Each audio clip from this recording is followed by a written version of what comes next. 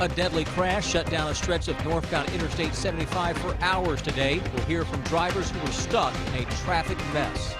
More than a week after tragedy strikes a local family, an organization is trying to make sure that family still has a nice Christmas. And just moments ago, the winner of The Voice was announced. Is Kentucky native Jordan Smith the new champion?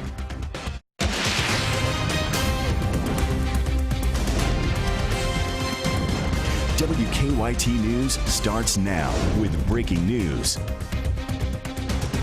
Good evening. Tonight, Lexington police say they have arrested a 15-year-old suspect for a murder earlier this month. Police have not released the teenager's name, but they say he's been charged with murder and evidence tampering. Lexington police say the teenager shot 20-year-old Andres Soto Jr. on Oxford Circle in the early morning hours of December 6th. Police haven't said what they think led to that murder. It shut down a stretch of northbound Interstate 75 in Rockcastle County for more than 7 hours. Tonight, we are learning some new details about a deadly crash involving 4 vehicles. Police now say a man from Ashland died in that crash just north of exit 62 this afternoon. One other person was badly injured. At one point, traffic was backed up for more than 10 miles on both the interstate and on a detour route. Garrett Weimer talks to some drivers who were stuck in traffic in our top story at 11. This is not the 21st birthday Elon Kendall had in mind. I was hoping to make it home at, some reasonable hour, even if it was 9, 10 o'clock, and then, meet up with some friends and go drink a little bit because it is my 21st birthday, but doesn't seem like that's going to happen. Instead, he sat in traffic with thousands of others. I'd say in the last couple hours, we've not been more than 5 miles. With the interstate closed and cars being detoured onto 25, traffic then started to back up into Mount Vernon. I've just been sitting and playing on my phone and eating. Northbound lanes opened back up by 8:45, about 7.5 hours after that crash happened on I-75. State police say it happened around 1:15 when a semi rear-ended a minivan, causing the minivan to plow into another semi in front of it. Police say the driver of the van, 69-year-old Stephen Green of Ashland, died at the scene. His passenger was flown to UK hospital. By the time the lanes opened back up and traffic started moving again, many with long drives still ahead of them had already made other plans. At the rate this is going, I should probably just buy myself a bottle of liquor and find a hotel and celebrate. In Rockcastle County, Garrett Weimer, WKYT. Tonight, we've learned the victim of that crash, Stephen Green, was a former fire captain in Ashland. His passenger was flown to UK hospital in critical condition. 5 months later and still no arrests. So tonight, the family of a Clay County man police say was murdered has offered a reward in the case. Investigators found 68-year-old Lawrence Sizemore dead inside his burned home in July. Family members say they want justice in the case. Sizemore's daughter told us he was kind to everyone he met. He was my support system. I mean, everything he done for me. I mean, I was the ultimate daddy's girl. The reward now stands at $3,000, but you can make donations to increase it at any FCN Bank location. We have more information on WKYT.com and on the WKYT News app. The crime shocked the community. A 6-year-old boy stabbed to death last week during what Versailles police describe as a home invasion. Since then, many people around central Kentucky have been doing what they can to help Logan Tipton's family. And now a Frankfort business has planned a benefit for people to give gifts to his brothers and sisters. Monique Lair has a story new at 11. Anytime a child passes, it affects everybody more deeply. A young life cut off. It's harsh. Last Monday morning, 6-year-old Logan Tipton was murdered inside his home. His death captured the attention and the hearts of many people. We never think about it hitting home. We see it and we sort of think, wow, that's another sad story, and we turn the channel and move on. And in this case, of course, it struck us right here at home. Logan Tipton is survived not only by his parents, but also by 3 older sisters and 1 younger brother. It's pretty tragic to lose a sibling. So we thought we didn't want them to have a bad Christmas. So now an organization called May Our Wounds Heal is hoping to bring some happiness to the Tipton family by holding a fundraiser to collect Christmas gifts for the children. Toys would be an amazing thing at this point in time for the kids to become preoccupied and be able to get away from what they're thinking about. The fundraiser will be held here at McAdoo's Pub in Frankfort on Saturday, beginning at 3 o'clock. Christmas time is a time where everybody should be together with their families, have everybody around the tree. It's not necessarily about the items, it's about who you have.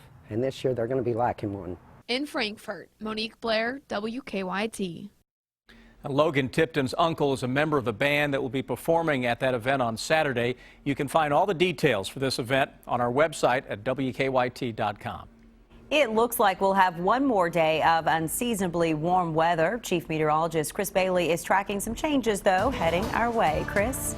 Yeah, we're starting to see those changes showing up well to the west of the Bluegrass State, but tomorrow we're going to be on the good side of a powerhouse of a storm system that is working into the Great Lakes and has a lot of colder air coming our way. Short-term forecast looking good out there. A lot of stars showing up as temperatures slowly drop into the 30s. Here's our storm system, though, that is developing across the plains and the Rockies. Snow on the backside of this. Out ahead of it, it's a warm southerly wind flow. Stop me if you've heard that one before so far in December. Behind it, though, some honest-to-goodness colder air. That's a taste of winter heading our way as we go into the day on your Friday. Out ahead of that, though, that surge of mild air heading back into central and eastern Kentucky. Current temperatures 40 to 45 into many areas. That's where we should be typically for highs this time of year. Cool spot is up in Covington at 39 degrees. Out and about tomorrow, 60 to 65 tomorrow afternoon after a chilly start into the upper 30s. When I come back in just a moment, we're going to walk you through the next few days and show you how that transition from the mild stuff to a little taste of winter takes place with a new hour-by-hour forecast. We will see you then, Chris. Thank you. Just moments ago, the winner was announced on The Voice, and Kentucky native Jordan Smith made it to the final round. The winner of The Voice is Jordan Smith. There you have it. Jordan Smith from Harlan County has won The Voice. The Harlan County native receives a $100,000 cash prize along with a recording contract from Universal Music Group. And tonight, hundreds of people gathered in Harlan County to cheer Jordan on. A watch party was held in the Harlan Center. Watch parties have been held for Jordan during each round, but tonight's was the largest. It's bigger than we ever imagined it would be. We're just overwhelmed by the support that Harlan County has shown Jordan. We're just so excited for him. We just are so proud of him. Harlan County is proud of him. Some fans say they drove up to 7 or 8 hours just so they could be at tonight's watch party for Jordan. Tonight, the Republican presidential candidates met for another debate, this time in Las Vegas. Much of it focused on security concerns. Danielle Nottingham has more. 9 Republicans took the stage at the Venetian Hotel in Las Vegas for a debate focused on national security. The first topic was Donald Trump's call to ban Muslims from entering the United States. Trump said he'd extend it to refugees already here. If Obama has brought some to this country, they are leaving. They're going. They're gone. Jeb Bush said that's not a serious proposal. In fact, it will push the Muslim world, the Arab world, away from us at a time when we need to re-engage with them. He's a chaos candidate, and he'd be a chaos president. Ted Cruz, who's leading Trump in 2 recent Iowa polls, criticized President Obama's plan to fight ISIS. We need to use overwhelming air power. We need to be arming the Kurds. We need to be fighting and killing ISIS where they are. Marco Rubio took aim at Cruz's Senate voting record, which he said included votes for military budget cuts. You can't carpet bomb ISIS if you don't have planes and bombs to attack them with. The candidates have just 2 more scheduled debates to challenge frontrunner Donald Trump face-to-face before the Iowa caucuses on February 1st. Talking tough is not the same as being strong. Carly Fiorina quoted Margaret Thatcher when laying out her plan to defeat ISIS. If you want something talked about, ask a man. If you want something done, ask a woman. The candidates also debated support for Syrian leader Bashir Assad and the monitoring of cell phone records. Danielle Nottingham, CBS News, Las Vegas. Tonight, we have learned all but 9 of Kentucky's counties will hold a caucus for the Republican presidential nomination on March 5th. Registered Republicans in the 9 counties not holding a caucus can go to neighboring county caucuses or vote by absentee ballot. The Republican Party is making the change so Senator Rand Paul can run for president and seek re-election to the Senate.